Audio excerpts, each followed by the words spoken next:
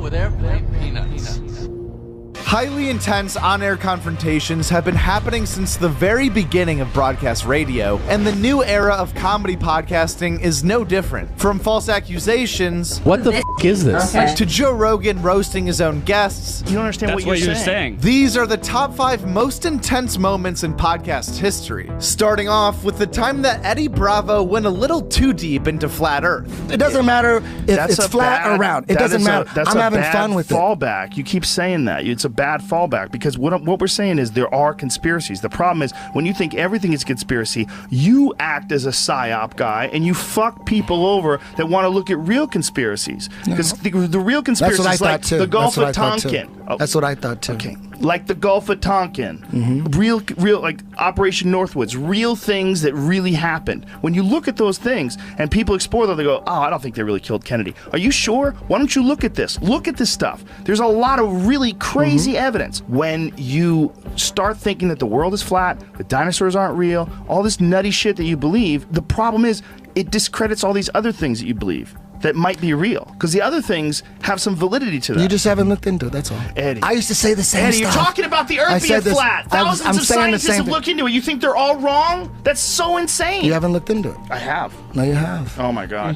How could I not have? You don't think I have? I'm watching you go down the rabbit hole. You don't think I've tried to pay attention to what the fuck these people are talking about? It doesn't work. I don't think so. Eddie, there's websites dedicated to debunking it. There's dedicated to showing you the science, showing you the math that you can do. How come when you check the internet it's valid, but when I'm on the internet it's not? You're not talking about the internet. You're talking about a guy's YouTube video. No, it's not guys. There's a lot of guys. There's a lot of people. Okay. But they're just YouTube videos, It's huge. Eddie. No. The science behind them is not verified by peer-reviewed journals. The science of the Earth and gravity. The government science that's bought and paid for, of course. You start talking about Eddie, flat Earth and the science.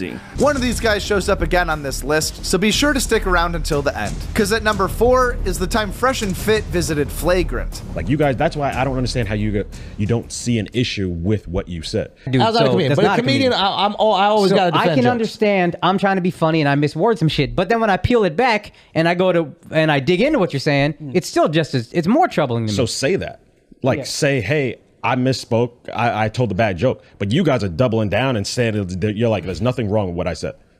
Nope, there's nothing wrong at all. But I don't. Like, but that's that's bullshit. Y'all both said that you date black women as long as they fit the things that you want. It's not a normal preference. But like, okay. You're taking Dublin Dark as like every blogger. We're saying LaQuisha LaShonda. I'm not dating no hood black chick, bro. Hell no. So you misspoke. You made a bad joke.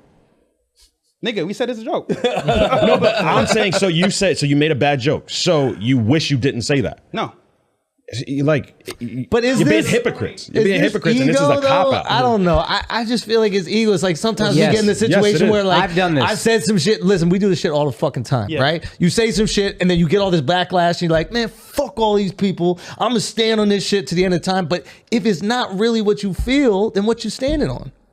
Like you, I think, are being the most honest. You, I think you got too much ego. No, and it's you're not not ego willing to at back all. off It's on just that. that there's a lot of reading into this clip from like a year ago of us just having a good time. You're making it about the clip. I'm making it about what you're saying right now. Yes. My preference is, which is honestly bullshit. It is, I don't want to date black girls. That's the way every black dude that fucks white girls says it. I've dated black girls in my life.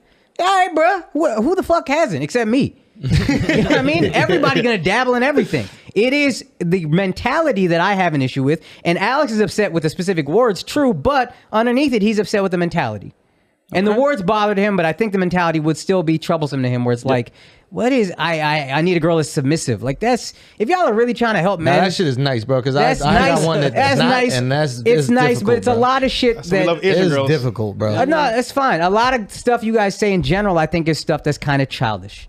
It is, I saw a clip where you were like, oh, the nuclear family's falling apart. What do? I don't get married. Just don't get married. You actually trying to help men, or you talking to fucking incels who are 18 years old?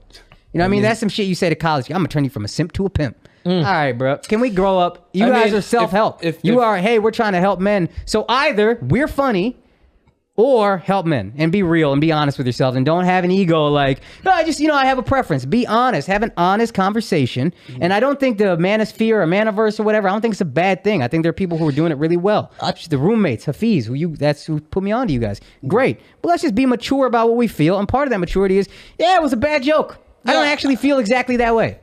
I mean, if you guys feel that way, that's fine. But Respectfully. we make our content. You know what I'm saying? People enjoy it. We make jokes on it. We provide entertainment. We provide education. We do everything, because if you just only provide, self-help stuff without any type of entertainment value, people aren't going to. I agree with that. I think jokes are. So I think we you should have joke. No, the we have a joke good time again. with it. I don't have a problem with the joke. We have a good I'm time telling with you it. guys. Coming in at number 3 is maybe the funniest moment on this entire list. The time Shane Gillis triggered an entire room of comedians on the You Know What Dude podcast when talking about daddy-daughter dances. I got a question. Do you, at the daughter-daddy dance, you guys swap daughters and grind with the other kids too?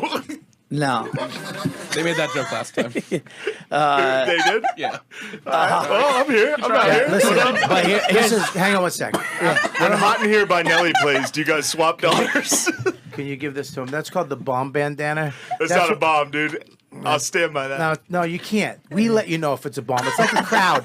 You can't go. You can't go on stage and I'm go. in the lion's listen, den right now, dude. listen, I'm Dick swinging. Fart. No, you can't go on stage and then you stink and then you go, no, it's not me, it's you. No, it's you. You fucking. Right. That was a bad one. You took a hot one. Take a hit. What was bad about it? I don't know. We didn't laugh.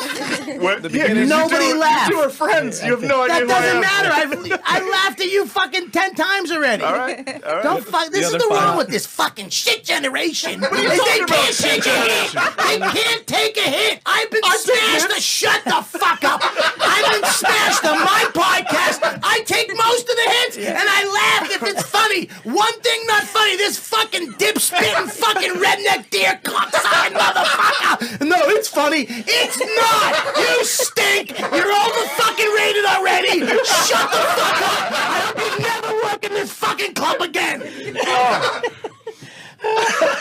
Welcome to the show. All right, I gotta stop getting triggered, Verzi. I talked to my therapist about this. I'm ready to get amped up about this dance, and then that just happened, so you just took my thunder away. I think some of it I just gave him was from the dance. That wasn't all towards you. Some of it was from this fucking twat. What you're saying, Bobby? About him or the dance? No, about the dance. Number 2 on this list comes to us from Taste Buds, when Joe DeRosa and Sal Vulcano battling weed versus alcohol led to what they'd later call their most personal fight ever on the show. What do you mean? Of course, how is that not you are. Sometimes you get me so upset. You contradict yourself from sentence to sentence. I'm not contradicting myself. Which is it, Joe? Is 15 milligrams not a lot of weed, or is 50 milligrams enough to make you think you were going to die? Weed is way more dangerous than you make it out to be. I'm a college kid. I'm funneling shit. Pump my stomach in the hospital. Oh my God, funneling shit. It's the shit. same thing. No, it's not the same thing, Sal. The most common experience with each, okay? Sal, I'm talking about common experience. A lot. You know how many people I know that say, I can't smoke weed. It makes me crazy. It makes me paranoid. I don't know anybody that's... No, I take that back. I'm not going to speak in generalities. I know a lot of people that say, I can't smoke weed. It makes me crazy. It makes me paranoid. I know people who are heavy mushroom and acid users that say, weed is the devil. It is the devil. I know people Nobody's losing their families over weed. Nobody's losing their job over weed, okay? Nobody's losing their life over weed. Bullshit, okay? they are. Nobody's losing their marriage. It's no, just not as much as booze. Okay. Okay. Go talk to all the girls. Go talk to all the girls I know that say they had to dump their boyfriends because all he did was sit on the couch and hit his bong and play video games all day. Okay, go talk to nobody's losing anything over weed. Okay, go talk to all the people that have broken homes because people drink alcohol. Okay. Let's go back to the general user experience. You just asked me to prove a point, and I proved it, and you shot it down. You ain't proving shit, okay? You ain't proving shit. Okay, let's go to the regular. So you puking in the trash can is me having a panic attack. Okay, so let's go to the. I keep trying to go to the most basic experience for each thing. I smoke a half a joint or a joint. I chill out that night. Okay, nothing's happening to me. Odds are, if you're gonna drink, you're either gonna be able to stop or you're not. It's way more common for someone who is indulging in just one drink or two drinks that night to end up getting drunk when they didn't want to and end up having a shitty day the next day. There's way more common for the average alcohol user to end up with a bad experience from alcohol than it is for the average weed smoker to end up with a bad experience from a little bit of weed. To that, I would say this. I will 100% agree with you that the immediate hangover of alcohol is is far more robust than the immediate hangover or effects of weed. But I will not stand here and let you say that continual and habitual weed use does not have a long-term horrible effect on a human being. It does. It makes people forgetful. It makes Holy shit, Joe. Why are you going back to continued and habitual? We don't need to argue. We don't need to argue. I thought I was going to die. I was so high and he's going to pump my stomach. Let's go back to the way that most people experience these things. That's what I'm talking about. Most people I know that smoke weed smoke it habitually. They Stop, smoke it Joe. daily. Stop. Take away the habitual. Just Sal, people's general. You can't take if away you're the not an habitual. alcoholic or a pothead, let's talk about that. That's what I'm talking most about. People. That's what I'm talking about. So do you? I sometimes I feel like I'm going crazy. I feel like I'm going crazy. Do you think our friends? Let's go back to the most relatable form of this argument. Do you think our friends that smoke weed on every night are potheads? Yes. Okay. Well, that's not how I would. That's not how. Earlier, what is a pothead? I would say around the clock pot smokers. I don't think somebody that has a drink every night is an alcoholic. I don't think somebody that hits weed every night is a pothead. I think if you, I mean, that's really that's really exactly the definition. All right, so you drink every day, you're an alcoholic. You smoke every day, you're probably a pothead. So if you have 2 glasses of wine every day, you're an alcoholic? No, please. Yeah, actually, textbook, you probably are. Although I get it. Consuming come on, guys. What are we talking about here? 7 drinks per week. Then Sal and I are both alcoholics. Right. I mean, so your opinion is better than the National Institute on Alcohol Abuse and Alcoholism. You think These you're are an people alcoholic? that dedicated their lives so you to think the you're an study of alcoholic? this. So you're an alcoholic. You agree with that? You're an alcoholic. No, I don't have 7 or more drinks a week. No fucking way. Are you insane? No, I don't. Are you insane? No, I don't. Swear to God. Hand to God. Hand to God. Sal, stop. Sal. Joe, you. Stop Wait a minute. Maybe this is an intervention. Maybe this is an intervention for you. You believe that every week I consistently have more than 7 drinks a week? I think you're out of your at gourd. least have 7 You're out drinks of your a week. gourd. If there At is least. a week where we hang and I drink one night 7 drinks, that's the one night. I'm telling you to your face right now. I would say if you average my drink consumption over the course of a year and average, I don't even. There's weeks that I don't drink. Weeks that I don't even have a drink.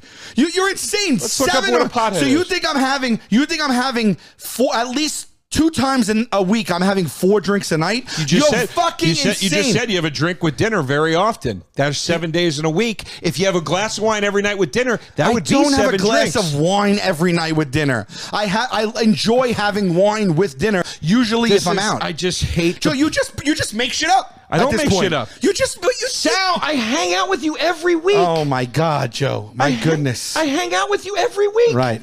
I hang out with you every week. Yeah, and when I hang out with you every week, if you see me at the club, what do I have? If I go there, I've seen you have drinks. Right. Yes. A drink. Right. And then I go home. Right. And then let's say the next. It's more like 2, 3 maybe let's drinks. say I do 2 nights of stand up a week. And maybe one night. Let's say I do 3. That's average. One night I don't drink. 2 nights I have. One night I have 2. One night I have 1. That's 3. You're telling me I consistently have over 7 a week? I don't. No, 7. At least 7. I didn't say over 7. I don't. Just because you have 7 a day. I don't have 7 a day. Okay. Well, if I was you right now and you said that, I'd be like, what? Yes, you do. The way you flipped out is insane. I don't have over 7 drinks a week. Before we reveal the most intense moment in podcast history, please be sure to subscribe. Because at number 1 is the most famous confrontation on this list, when Brendan Schaub went on Tiger Belly and accused Bobby and Kalila of being the masterminds behind his Reddit hate. It's a story that's been talked about to death at this point, but it's still number 1 on this list by far. The line was, "What am I gonna do? Suck your unfunny dick?" And then I came back as with, far as me, again, I didn't see it, but as far as she's saying, I asked her to walk in my car or give her a ride. No, I think that I cannot speak for her. Yeah, I can only tell you. I'm saying I can only tell you what was said on that particular podcast. And again, if that's how she feels, she's validated to feel like that. And I'm telling you, that never happened. Okay. That's a situation you would have to talk to her about. But I'm going to get back to the podcast itself. Yeah. What was said was that there was a guy. He was unfunny. I came back with, oh, that's a big clue. Something about a peach emoji. And then... But my thing with that, Clyde, do you think that's nice? Oh, no. But I didn't say your name. But it's hang on one second, Brendan. Let me ask you this.